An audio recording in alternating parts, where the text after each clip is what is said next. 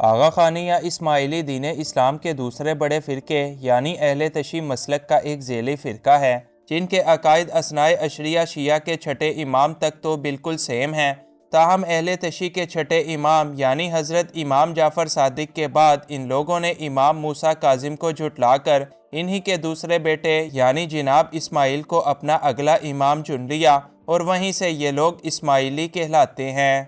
اسماعیلی فرقہ موجودہ دور کا ایک باطن فرقہ ہے، جس کے ماننے والے آج دنیا بھر کے 25 سے زیادہ ممالک کے اندر آباد ہیں، اور ان لوگوں کی تعداد دنیا بھر میں 15 ملین افراد سے زیادہ بتائی جاتی ہے۔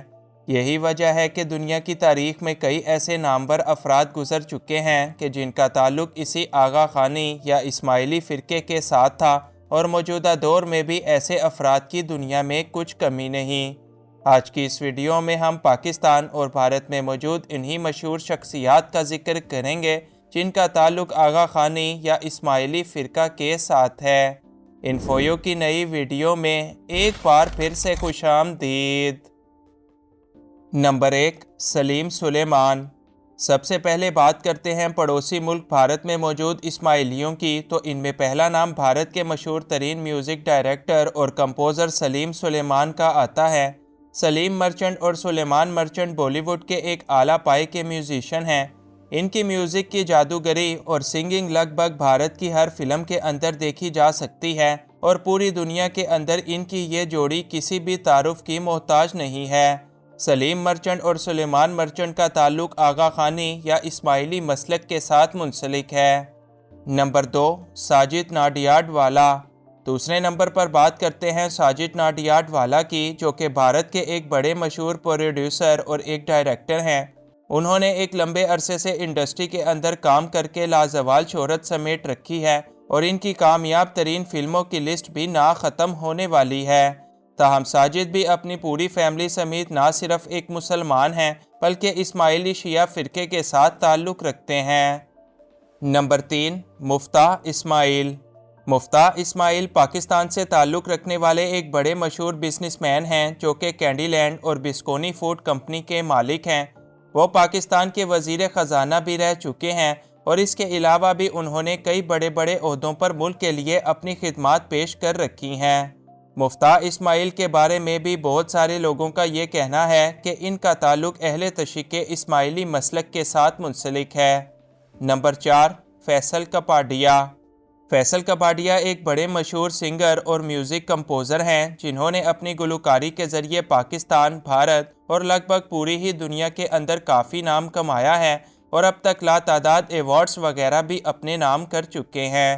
میوزک کمپوزر فیصل کپاڈیا کا تعلق بھی مذہبی اعتبار سے اسماعیلی مسلک کے ساتھ منسلک ہے۔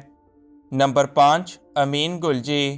امین گلجی پاکستان کے مشہور مصور اسماعیل گلجی کے بیٹے ہیں، اور اپنے والد ہی کی طرح وہ بھی ایک بہترین مصور اور کیلی گراف آرٹسٹ ہیں۔ ان کی شاہکاری کے نمونے پوری دنیا کے اندر اپنی ایک بڑی خاص شہرت رکھتے ہیں۔ امین گلجی کا تعلق اسماعیلی شیعہ فرقے کے ساتھ منسلک ہے۔ نمبر 6، اسماعیل گلجی۔ اسماعیل گلجی امین گلجی کے والد ہیں، اور شاندار آرٹ اور کیلی گرافی میں ان کا کوئی ثانی نہیں۔ نامور ایوارڈ یافتہ امین گلجی کے شاندار فن پارے آج بھی دنیا بھر میں بے حد پسند کیے جاتے ہیں، اور اگر آپ نے ان کے ٹیلنٹ کا ایک نمونہ دیکھنا ہو تو اسلام آباد کی فیصل مسجد کو ایک نظر دیکھ لیں۔ اس کے علاوہ اسلام آباد کی پارلیمنٹ کے اندر بھی ان کی کیلی گرافی آج بھی اسماعیل گلجی کی کاریگری کی گواہی دیتی ہے۔ Number 7، Samina bag.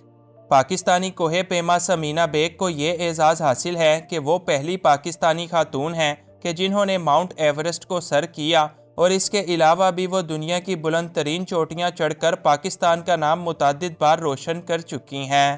تاہم سمینہ بیگ کا تعلق بھی اپنے مذہبی اعتبار سے اسماعیلی فرقے کے ساتھ منسلک ہے۔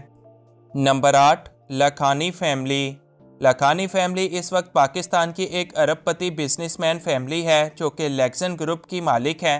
اس گروپ کی ٹیکنالوجی، تعمیرات، فوڈ، پیپر اور میڈیا انڈسٹری کے اندر اربوں روپے کی سرمایہ کاری ہے۔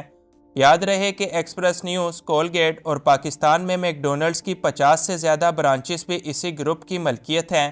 تاہم اس پوری فیملی کا تعلق بھی اسماعیلی مسلک کے ساتھ منسلک ہے۔ नंबर 9 सदरुद्दीन हाशवानी। पाकिस्तान के अरबपति बिजनेस टाइकून सदरुद्दीन हाशवानी शोहरत के मामले में किसी के मोहताज नहीं हैं। सदरुद्दीन हाशवानी हार्शो ग्रुप के चेयरमैन हैं। उन्होंने पाकिस्तान और बैरून मुल्क के अंदर अरबों रुपए की सरमायाकारी कर रखी है। सदरुद्दीन हाशवानी तवानाई के शोबों के अलावा तामीराती कंपनियों और 5 स्टार होटल्स के भी मालिक हैं और इनका ताल्लुक भी मजहबी एतबार से इस्माइली मसलक के साथ है। नंबर 10 शहजाद रोए। शहजाद रोए ना सिर्फ एक बड़े मशहूर सिंगर हैं बल्कि इसके अलावा एक अच्छे सोशल वर्कर भी हैं। वो पाकिस्तान के अंदर लावारिस बच्चों की तालीम व तरबियत के लिए काम करते हैं और इसी हवाले से एक NGO के साथ मुंसलिक हैं। तमगाए इम्तियाज़ पाने वाले शहजाद रोए का ताल्लुक भी इस्माइली मसलक के साथ है, यानी वो भी एक आगा खानी शिया हैं। नंबर 11 इमरान इस्माइल।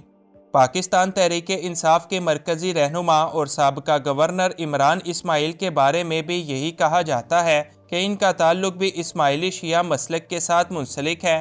ताहम ये बात अब तक पूरी तरह से कन्फर्म नहीं हो सकी और ना ही इमरान इस्माइल ने खुद कभी भी अपने मसलक या फ़िरके के बारे में कोई बात किसी को बताई है और ना ही इनका कोई ऐसा बयान कभी भी देखने को मिला है।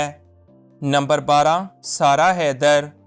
म्यूज़िक की दुनिया में खूब नाम कमाने वाली सारा हैदर पाकिस्तान से अमेरिका शिफ्ट हो गई और वहां जाकर उन्होंने दीन इस्लाम को ही छोड़ दिया।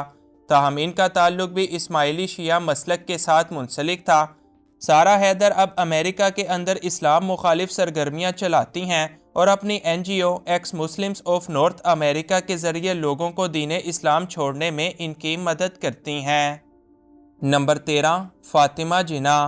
फ़ातिमा जिना के लाजवाल किरदार और कोशिशों की वजह से बरसगीर की ख़वातीन भी तहरीक आज़ादी में शामिल हुईं और कम लोग ही ये जानते हैं कि फ़ातिमा जिना भी एक इस्माइली शिया थीं। मादरे मिल्लत अपने पेशे के लिहाज से एक डेंटिस्ट थीं और मुंबई शहर के अंदर इनका एक बड़ा अच्छा क्लिनिक भी था। ताहम उन्होंने अपने पेशे के साथ साथ अपने भाई की भी इनके हर काम में बढ़ चढ़ कर मदद की। नंबर 14 मोहम्मद अली जिना। आखिर में बात करते हैं बानिया पाकिस्तान कायदे अज़म मोहम्मद अली जिना की। कायदे अज़म भी इस्माइली मसलक के साथ ताल्लुक़ रखते थे। ताहम कायदे अज़म का मज़हब और इनका मसलक अभी तक एक बड़ी पहेली है। कुछ लोग आज ये दावा करते हैं कि कायदे अज़म असनाए अशरी शिया थे। बाज़ लोग कायदे अज़म के बारे में ये गुमान करते हैं कि वो एक सुन्नी थे, जबकि अक्सर लोगों को इस बारे में कुछ अता पता नहीं। ताहम असल में कायदे अज़म का ताल्लुक भी इस्माइली शिया मसलक के साथ था और इनका सारा ही ख़ानदान इस्माइली शिया था। बानिया पाकिस्तान के टॉपिक पर जितनी भी किताबों का मुताला किया जाए सभी में ये तहरीर है कि बानिया पाकिस्तान पहले इस्माइली शिया मसलक के पैरोकार थे, मगर बाद में उन्होंने अपना मसलक तब्दील करके असनाए अशरी शिया में तब्दील कर लिया। ताहम उन्होंने कभी भी पब्लिक में इस बारे में कुछ नहीं कहा कि असल में वो सुन्नी हैं या फिर शिया।